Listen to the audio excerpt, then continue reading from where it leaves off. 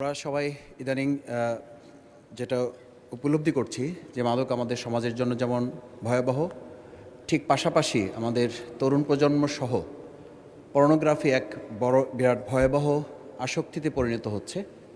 একই সাথে আমরা স্কুল কলেজগুলোতে যেমন তথ্য প্রযুক্তি সহজলভ্য করার চেষ্টা করছি, ঠিক পাশাপাশি আমরা লক্ষ্য করছি আমাদের সন্তান, আমাদের পরিবারের সদস্যভুক্ত সম্মানিত সদস্যবৃন্দ এবং আমাদের স্কুল কলেজগুলোতে আমাদের সন্তানদেরকে একই সাথে যেমন আমরা তথ্য প্রযুক্তিতে আমরা বলি যে নলেজ ইজ পাওয়ার, এটা ছিল ইনফরমেশন ইজ পাওয়ার, পরবর্তীতে এখন টেকনোলজি ইজ পাওয়ার।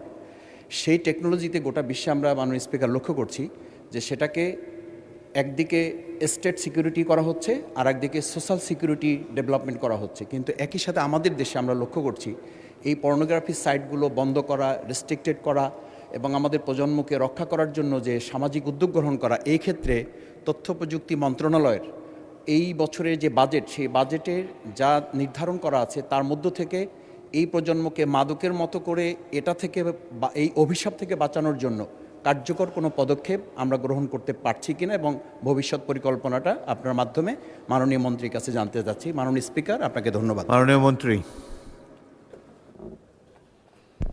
ধন্যবাদ মাননীয় স্পিকার। মাদক সারা বাংলাদেশে একটা ব্যাধি হয়ে গেছে। আমরা প্রত্যেক দিন মাদক নিয়ে যে অবস্থা দেখছি সারা বাংলাদেশে, এটা আমরা সবাই ভীত সন্ত্রস্ত।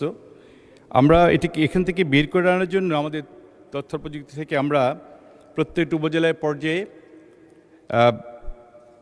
আমরা যাতে উপজেলায় পর্যায়ে আপনার AI plus freelance internet service দিতে পারি, তার জন্য চেষ্টা করছি। I will try to divert the young generation. এবং আমরা উপজেলা পর্যায়ে ট্রেনিং একটা রুম নিয়েছি, যেখানে ছেলেপেলেরা এসে তারা নিজেদের ট্রেনিং নিয়ে তারা সেলফ সাফিসিয়েন্ট হবে। এই পর্যায়ে আমরা কাজ করছি।